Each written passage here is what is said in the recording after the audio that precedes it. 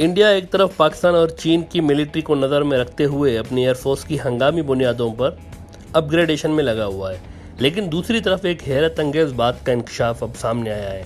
Rafale जैसे modern जहाज़ India ने ले तो लिए हैं, लेकिन अब ये इंकशाफ हुआ है कि इनको उड़ाने के लिए रिक्वायर्ड क्वांटिटी में स्किल्ड पायलट्स मौजूद नहीं हैं। इंडियन एयरफोर्स इस वक्त शदीद बहरान का शिकार है स्किल्ड पायलट्स के मामले में। इंडिया टुडे की रिपोर्ट के मुताबिक गुज़िश्ता 10 साल में 789 इंडियन एयरफोर्स के जो पायलट्स हैं उन्होंने इस्तीफ़ा दिया हुआ है। इनमें से 289 वो थे जिन्होंने बाद में एनओसी मांगा कि हमें प्राइवेट एयरलाइंस के जहाज़ उड़ाने दिए जाएं, यानी इंडियन एयरफोर्स छोड़कर वो प्राइवेट कंपनियों के जहाज़ उड़ाने में ज़्यादा दिलचस्पी रखते थे। इस वक्त राफेल जहाज़ अम्बाला के एयरफोर्स स्टेशन पर मौजूद हैं, जिनको बड़ी धूमधाम से फ्रांस से लाया गया था, अगर आपको याद हो कुछ दिन पहले। जबकि ग्राउंड रियलिटी ये है कि सिर्फ 2016 और 17 इन 2 सालों में ही इंडियन एयरफोर्स के तकरीबन 214 पायलट्स रिज़ाइन कर चुके हैं। सालाना एवरेज जो है वो 80 पायलट्स है, यानी सालाना तकरीबन 80 पायलट्स एयरफोर्स इंडिया की छोड़ के जाते हैं, यानी वहाँ से रिज़ाइन करके जाते हैं। इसकी एक बड़ी वजह यह भी हो सकती है कि एक दरमियाने लेवल का जो पायलट्स है इंडियन एयरफोर्स में, उसको तकरीबन 2 लाख रुपए महीना मिलता है, लेकिन वहीं पे ही प्राइवेट एयरलाइन उनको 8 लाख रुपये महीना देती है, तो वो 2 लाख के ऊपर 8 लाख को तरजीह देते हैं। इंडियन एयरफोर्स ने अपनी राज्यसभा को फरवरी 2018 की अपनी रिपोर्ट में ये भी बताया था कि उनके पास 3855 पायलट्स मौजूद हैं, लेकिन ये कम है, मिनिमम लेवल से कम है, और इनके पास मज़ीद 376 पायलट्स होने चाहिए थे। क्या ये मसला यानी पायलट्स की कमी का मसला अब सामने आया है या पहले से ही था? देखें, ये मसला इंडियन एयरफोर्स के साथ गुज़िश्ता 18-20 साल से लगा हुआ है, और 2002 से 2009 तक भी द इकोनॉमिक टाइम्स के मुताबिक 500 पायलट्स जो इंडियन फोर्स के पायलट्स थे, 500 उन्होंने इन सालों में एयरफोर्स को खैराबाद कह दिया था। इंडियन एयरफोर्स को उस वक्त 300 पायलट्स की कमी का सामना था, जबकि अब इंडियन एयरफोर्स को इस वक्त 376 पायलट्स की कमी का सामना है। यानी इन सारे सालों में ये मसला कम तो नहीं हुआ, लेकिन मज़ीद बड़ा है। याद रहे कि एक इंडियन जो फाइटर पायलट है उसकी ट्रेनिंग पे 11 करोड़ का खर्चा आता था। उस वक्त जो 2009 में इंडियन एयरफोर्स ने रिपोर्ट अपनी जमा कराई थी, उसमें ये कहा गया था कि 11 करोड़ लगते हैं, और अब ये नंबर यकीनन ज़्यादा होगा, क्योंकि टाइम गुजर गया है तो ये नंबर यकीनन ज़्यादा होगा। तो एक पायलट पे इतना ज़्यादा सरमाया लगाने के बावजूद अगर वो एयरफोर्स छोड़ के जाता है तो ये बड़ा भारी फाइनेंशियल लॉस होता है एयरफोर्स के लिए। काफ़ी टाइम से इंडिया की मीडिया के बड़े हलकों में यह बहस की जाती है कि इंडियन एयरफोर्स को पाकिस्तान की एयरफोर्स पर कितनी बर्तरी हासिल है। तो ज़रा फैक्ट्स का जायज़ा लेते हैं। पाकिस्तान की एयरफोर्स के पास एक एयरक्राफ्ट उड़ाने के लिए 2.5 पायलट्स मौजूद हैं, यानी कि 2 एयरक्राफ्ट उड़ाने के लिए पाकिस्तान के पास 5 पायलट्स मौजूद होते हैं, जबकि इंडियन एयरफोर्स के पास एक एयरक्राफ्ट के लिए 1.5 पायलट मौजूद है, यानी कि 2 एयरक्राफ्ट उड़ाने के लिए उनके पास 3 पायलट्स मौजूद होते हैं। इसका मतलब ये है कि पीएएफ दोनों शिफ्टों में, यानी दिन में भी और रात में भी, उनके पास 2.5 पायलट्स होते हैं एक जहाज़ के लिए, तो वो दिन में भी एयरक्राफ्ट उड़ा सकते हैं और रात की ड्यूटी भी सर अंजाम दे सकते हैं।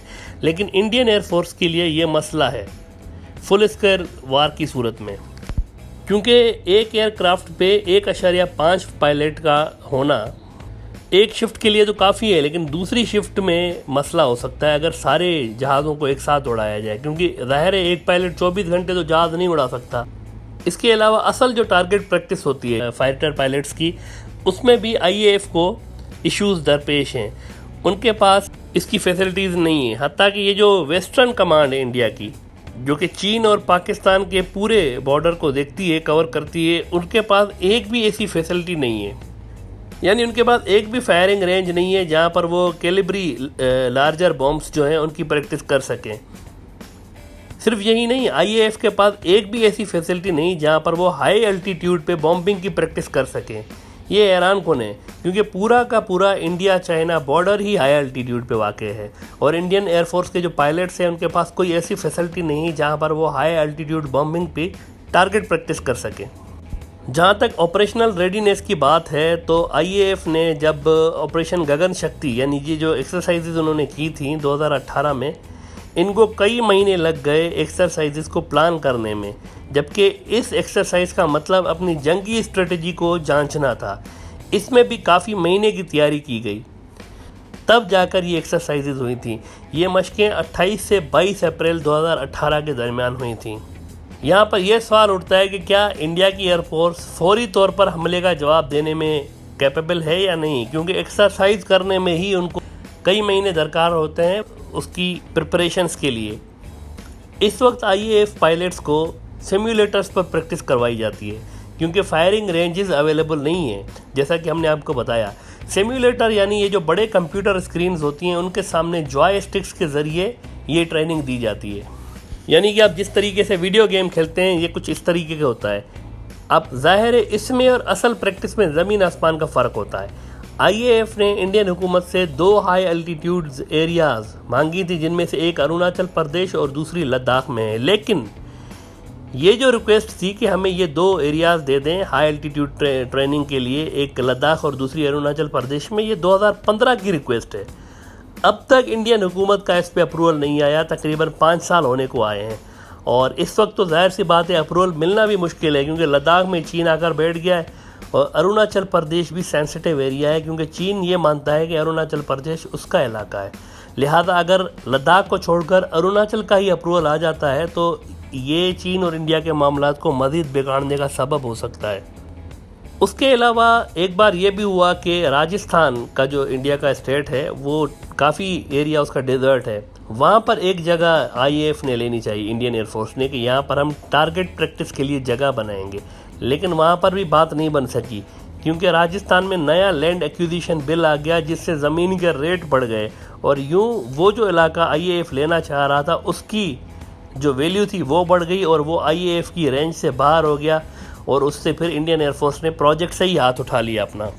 ये सब टेक्निकल मामलात हैं जो कि हमने आपसे शेयर किए। अब ये फैसला आपके ऊपर है कि आप ये डिसाइड करें कि दोनों ममालिक की जो एयर फोर्सेस हैं उसमें से किसके पास इस वक्त एज हासिल है। याद रहे कि दोनों जो एयर फोर्सेस हैं यानी इंडियन एयरफोर्स और पाकिस्तानी एयरफोर्स, उनका जो हालिया सालों में जो सबसे बड़ा टसल हुआ है वो फरवरी 2019 में हुआ था और उसमें पाकिस्तान ने वाज़ेह बरतरी हासिल की थी। पाकिस्तान ने एक दिन पहले इस बात का ऐलान किया था कि वो इंडिया की तरफ से जो पाकिस्तान के इलाके के अंदर घुसपैठ हुई थी उसका बदला लेंगे और दूसरे ही दिन पाकिस्तान ने ना सिर्फ ये इंडिया के 2 जहाज़ गिराए थे बल्कि एक पायलट को भी उन्होंने गिरफ्तार किया था। आप यकीनन इस स्टोरी से ऑलरेडी बाखबर होंगे।